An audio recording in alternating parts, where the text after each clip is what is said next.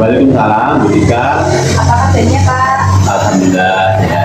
Bu Dika gimana? Alhamdulillah sehat Pak. Pak Budi, mohon maaf, di sini saya mau minta izin sebentar untuk wawancara panjenengan Iya. terkait permasalahan yang panjenengan hadapi.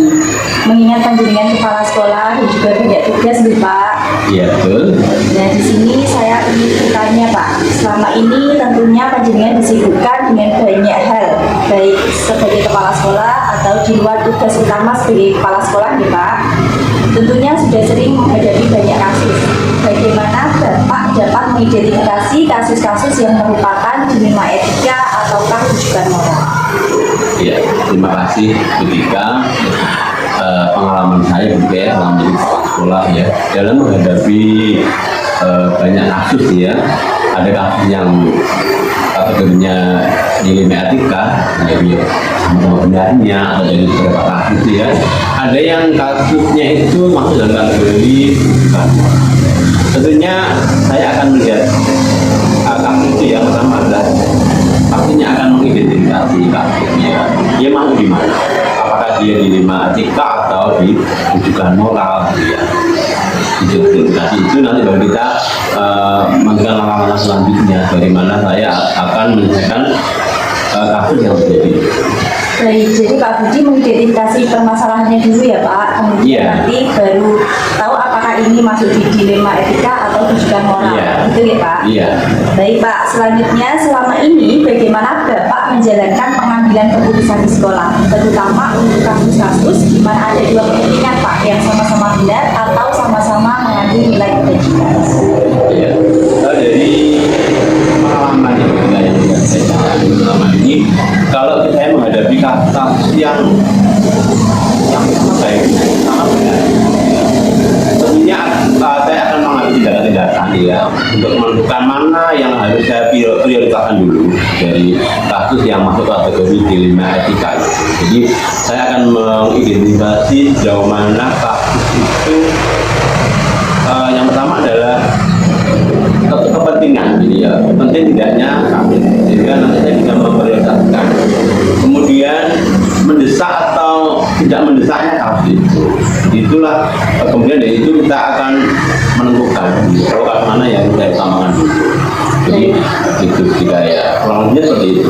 Baik, jadi Pak Budi akan memprioritaskan mana yang terpenting dahulu ya Iya. Pak. Oke, baik Pak, selanjutnya langkah-langkah apa atau prosedur seperti apa yang akan Bapak lakukan selama ini dalam menghadapi permasalahan tersebut?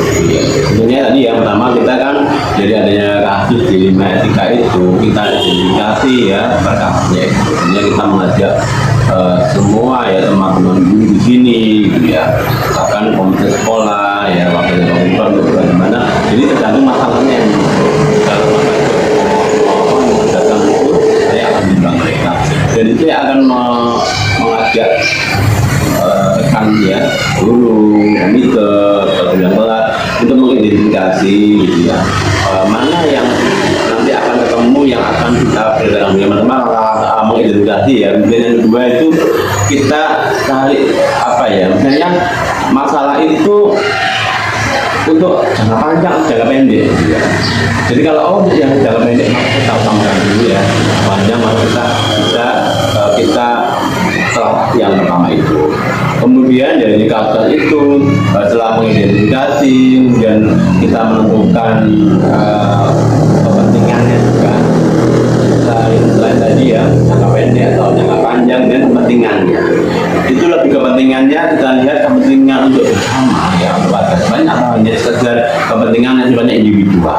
Jadi yang bersama kita utamakan. Itu juga. Oke, berarti Pak Budi akan mengidentifikasi penyebabnya dulu nih Pak. Oh ya, jadi itu, jadi tentunya dari itu kan kita akan tarik penyebabnya itu ya. Jadi apa sih yang menyebabkan kasus itu muncul gitu ya. Oke, kemudian Pak Budi akan memusyawarahkan dengan pihak yang Iya. tadi ada, betul. ada rekan-rekan guru, wali murid, serta komite ya Pak. Iya. Baik, selanjutnya Pak, hal-hal apa saja yang selama ini panjenengan anggap efektif dalam pengambilan keputusan pada kasus-kasus dilema etika yang terjadi pada sekolah panjenengan atau terjadi pada permasalahan panjenengan? Ya, hal-hal yang saya anggap efektif ya dalam penyelesaiannya ya kasus dilema etika. Yang pertama adalah tentunya tadi Budika ya, melihat bagaimana kasus itu kepentingannya ya untuk masa sekolah itu. Jadi yang sangat bukan ya dalam bersama itu saya utamakan. Jadi sangat dengan cara tadi itu bagi saya sangat efektif ya untuk menyelesaikan sebuah permasalahan dimana mereka itu sama-sama baiknya. Jadi dengan cara tadi ya investigasi dan mencari kawan neganya, kemudian mengajak musyawarah bersama dan mencari lah ya mana yang bagi saya itu juga efektifnya deh. Jadi baik intinya di sini Pak Budi mengambil pertimbangan demi kebermanfaatan bersama Pak. Iya, itu. Baik, tentunya yang bisa dipertanggungjawabkan ya. Iya, pastinya. Baik Pak, selanjutnya adalah apa saja yang selama ini merupakan tantangan Bapak? Menurut Bapak itu tantangan dalam Bapak menyelesaikan kasus-kasus permasalahan tersebut? Iya, tentunya tantangan itu bervariasi ya, jika tergantung masalah itu gitu ya. Memang tantangan yang paling berat adalah ketika dilema etika itu sama bagusnya ya, sama pentingnya gitu, sangat dilematis sekali. Itu tantangan yang bagi saya yang paling berat di situ ya, ketika saya memilih di antara kasus itu ya, menyangkut guru, menyangkut kita, menyangkut saya sendiri, atau menyangkut sekolah itu, kadang ada kasus yang sama sekali. Itu tantangan, tapi alhamdulillah selama ini bisa kita lewati. Ya, berarti yang menjadi tantangan Bapak tadi dia ketika menyelesaikan gimana kedua kasus itu sama-sama benar ya Pak? Baik Bapak, selanjutnya apakah Bapak memiliki jadwal tertentu Pak dalam sebuah penyelesaian kasus dilema ini?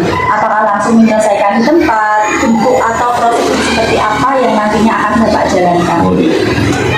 Untuk jadwal ya, tentunya jadwal itu dalam masalah tadi juga ya, kita sesuaikan dengan tingkat kerumitan jadi kasus itu. Jadi kalau memang harus rumit dan harus memerlukan banyak pihak yang terlibat itu, kita punya jadwalnya kita jadwalkan untuk misalnya. Tapi kalau kasus yang mungkin agak-agak ringan gitu ya, itu kita bisa menyelesaikan mungkin secara spontan hari juga gitu ya, kemudian langsung musyawarah dulu. Jadi untuk jadwal Jadi Bapak melihat tingkat kerumitannya ya, apakah kategori ringan atau kategori berat.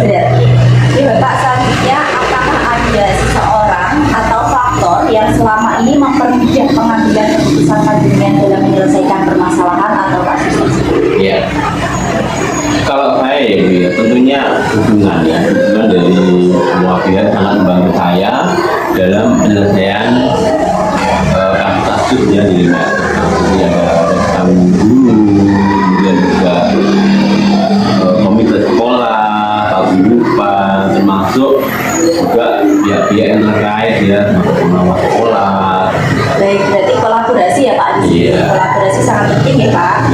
Selanjutnya dari semua hal yang telah Bapak sampaikan, apakah ada pelajaran yang dapat dipetik dari apa yang Bapak sampaikan? Iya, pelajaran yang saya petik adalah dalam menghadapi ya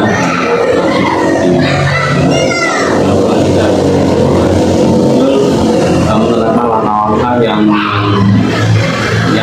betul ya, sehingga pengambilannya nanti tidak menimbulkan apa ya permasalahan yang kedua. Jadi dengan langkah-langkah tadi itu akan bisa mengambil keputusan yang benar, yang betul-betul bijaksana, dan diterima. Kita itu yang paling utama. Baik Pak, jadi Bapak mempertimbangkan dulu ya untuk kebermanfaatan bersama sehingga Iya, jadi manfaatnya tentunya itu karena saya mempertimbangkan tadi ya, sehingga tentunya manfaat bersama atau untuk bersama itu yang bisa jadi komitmen yang utama. Oke, terima kasih Pak Budi atas waktunya hari ini. Semoga di lain waktu kita berbincang-bincang lagi ya Pak. Sama Budika, terima kasih juga. Mudah-mudahan pertemuan kita hari ini bisa membawa manfaat. Amin. Terima kasih Pak. Assalamualaikum warahmatullahi wabarakatuh.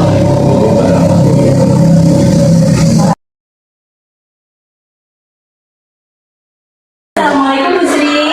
Waalaikumsalam Bu Tika. Apa kabarnya hari ini Bu? Alhamdulillah sehat. Baik Bu Sri, di sini saya meminta izin ya untuk wawancara jenengan. Iya.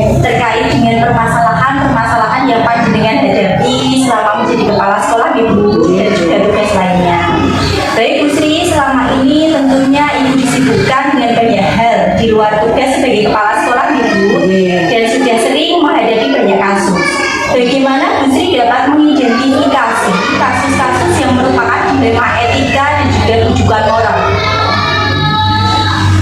Bukan ketika dalam mengidentifikasi kasus yang terjadi di sekolah saya sebagai kepala sekolah melihat dari berbagai sisi nilai-nilai apa yang saling bertentangan. Jika terdapat dua nilai kebajikan yang bertentangan, maka masuk ke dilema etika. Jika terdapat nilai benar salah, maka masuk di rujukan moral. Kita dapat melihatnya dari segi hukum. Apakah kasus tersebut ada yang bertentangan dengan hukum atau peraturan perundang-undangan yang berlaku? Baik, jadi Bu Sri nanti akan mengidentifikasi deh Bu antara nanti masalah atau kasus yang bertentangan dengan hukum atau yang tidak bertentangan dengan hukum. Itu ya Bu. Baik, selanjutnya Bu, selama ini bagaimana Ibu Sri menjalankan pengambilan keputusan di sekolah, terutama untuk kasus-kasus di mana ada dua kepentingan yang sama-sama benar dan sama-sama mengandung nilai kebajikan. Tentunya jika mengambil keputusan di mana terdapat dua kepentingan yang sama-sama benar, saya akan mempertimbangkan hal dalam kasus tersebut. Saya akan meninjau dari peraturan yang ada serta nilai-nilai kebajikan yang diyakini oleh sekolah. Fokus pada kepentingan siswa sesuai dengan nilai kebajikan yang dapat dipertanggungjawabkan. Baik, jadi Bu Sri tidak langsung mengambil keputusan ya Bu, harus mempertimbangkan dulu. Harus dipertimbangkan dulu kita. Yes, sebelum mengambil keputusan tentunya yang dapat dipertanggungjawabkan di Bu. Lanjut ya Bu, langkah-langkah atau prosedur seperti apa yang biasa Ibu Sri lakukan selama ini? Langkah-langkah yang saya lakukan, yang nomor satu adalah mencari tahu penyebabnya kasus kan, dan yang kedua mengidentifikasi pihak-pihak yang terlibat dalam kasus. Yang ketiga melihat kepentingan-kepentingan yang ada dalam kasus, dan keempat berkolaborasi dengan kepala senior atau guru yang berpengalaman. Sedangkan yang terakhir nomor 5 melakukan refleksi apakah keputusan yang diambil sudah tepat atau belum. Jadi Bu Sri nanti musyawarah dulu ya Bu ya. Musyawarah bersama guru. Ya, sebelum mengambil keputusan dan juga berkolaborasi dengan pihak-pihak yang terkait ya Bu. Baik, Bu Sri, selanjutnya hal-hal apa saja yang selama ini dianggap efektif Bu dalam pengambilan keputusan pada kasus-kasus dilema etika?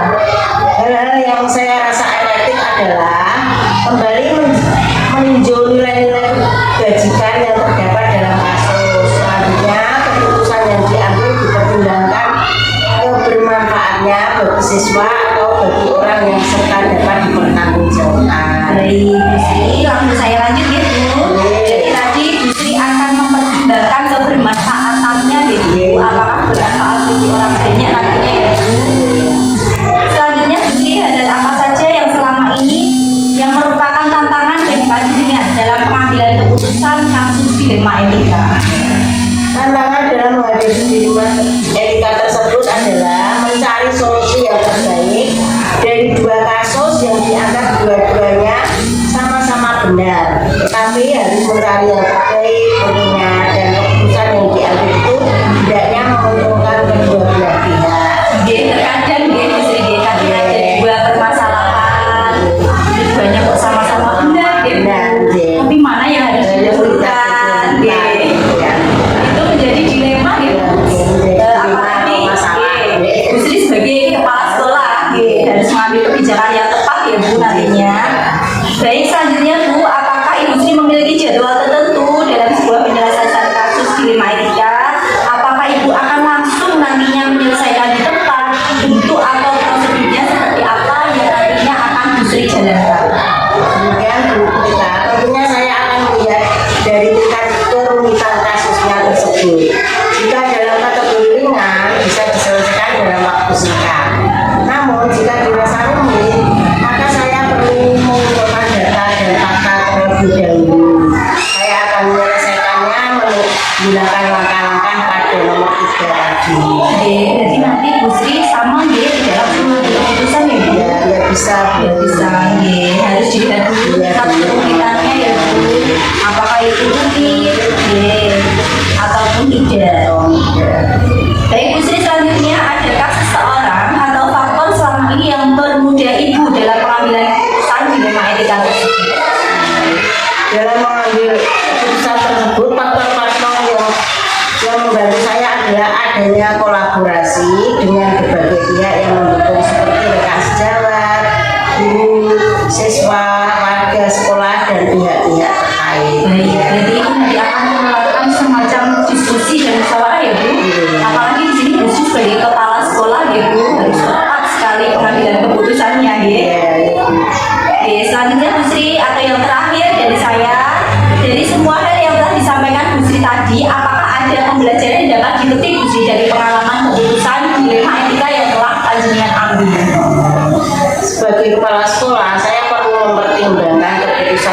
keputusan yang diambil.